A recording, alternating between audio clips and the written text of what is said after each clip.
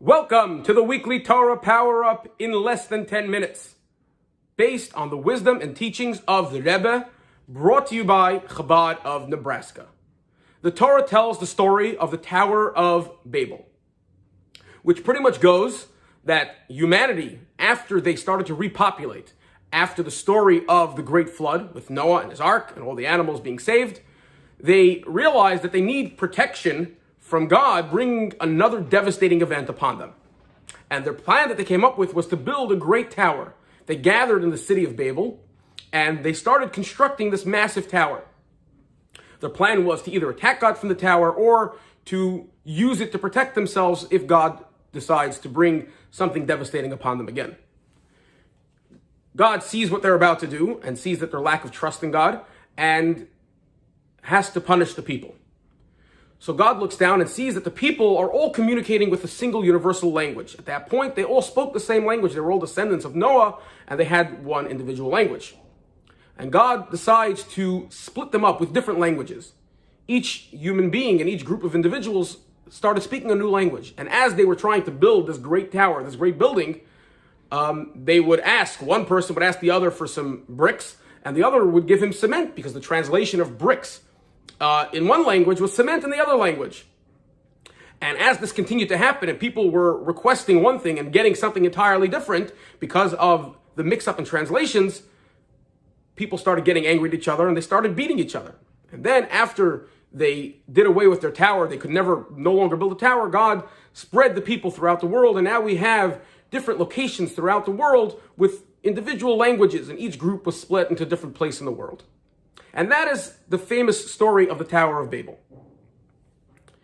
And this teaches us a very important point, is that translation is very, very crucial and key in bringing across a message. Say you have a book which has a very strong and important message.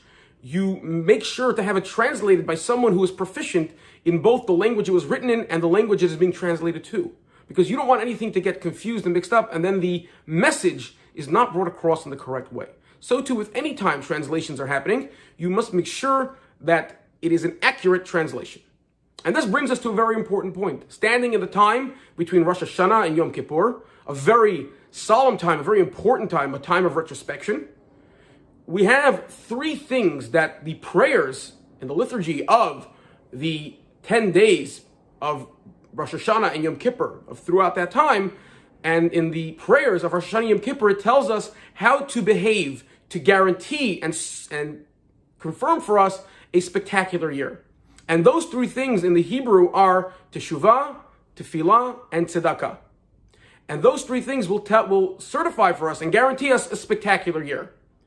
Now, the translation in English of those three words is generally translated as Teshuva, repentance.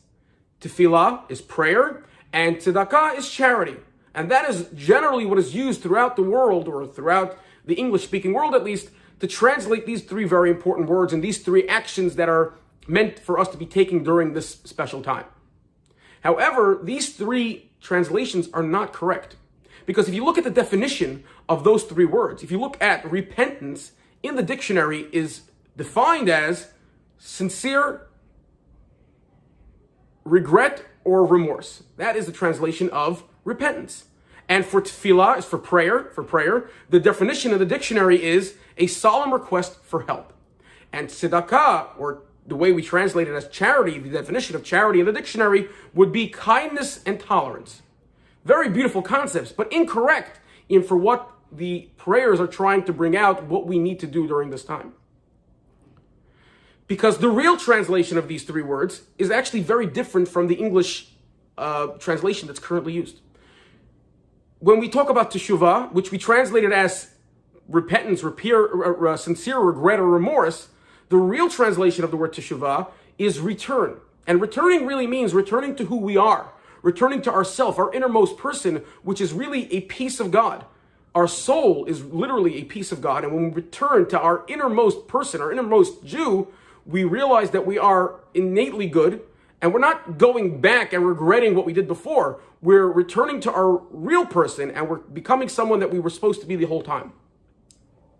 Very important lesson, a very important action and thought to have during this special time. If you look at the word tefillah, tefillah really is mistranslated as a solemn a prayer, a solemn request, or for help is incorrect. Tefillah really is a concept of connection. The translation of tefillah is connection. You're connecting yourself to God, not requesting. You're not looking for help. You're not looking for anything. And therefore, even someone who doesn't need anything, whoever that may be, has to pray nonetheless. He has to pray to connect because he's not asking for anything. He's not requesting anything. Rather, they are connecting to God. And very similar to the tshuva, going back to their real inner source and connecting to that core Jew, the core piece of God that's inside them. And so too when it comes to charity. Charity is a kindness and tolerance. I have something, and out of the goodness and kindness of my heart, I am giving it away. But tzedakah literally is translated as righteousness.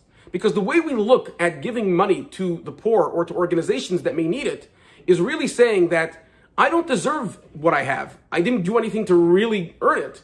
God gave it to me out of the goodness of his heart. And therefore, God is giving it to me with the intention that I should also redistribute some of it to the people that need it, to the places and people that need it.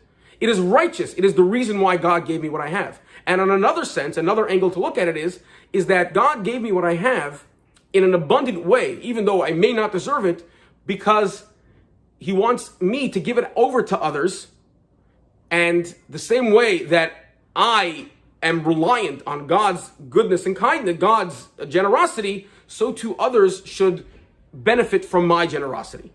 So it's really doing the correct thing. Now, taking these three concepts, the Teshuva, returning to yourself, to who you really are, and Tefilah, connecting to God, not for the purpose of gaining anything, but rather just for the sake of connecting to God, and Tzedaka, which is righteousness, giving because it is the correct thing to do. It is why you have what you have. Those 3 points, bringing them together, now bring you to a new realization, a new angle, and a new perspective that really will guarantee us a happy and sweet new year, one that we've never had before. And that's what I would like to wish everybody, a spectacular year, a year filled with everything that we need, and even more so, and especially the ultimate redemption with the coming of Mashiach. Now, I'd like to ask you all to comment on the video. If you have any questions, leave them in the comments. We will try to answer them as soon as possible. Please like the video. Also, please subscribe to the channel. That way you can be informed and you can know about every single weekly Torah Power-up. And if you like this video, or even if you didn't, share it with your friends. Everybody should get a chance to enjoy the weekly Torah Power-up. Have a spectacular week and a Shana Tova. See you next week.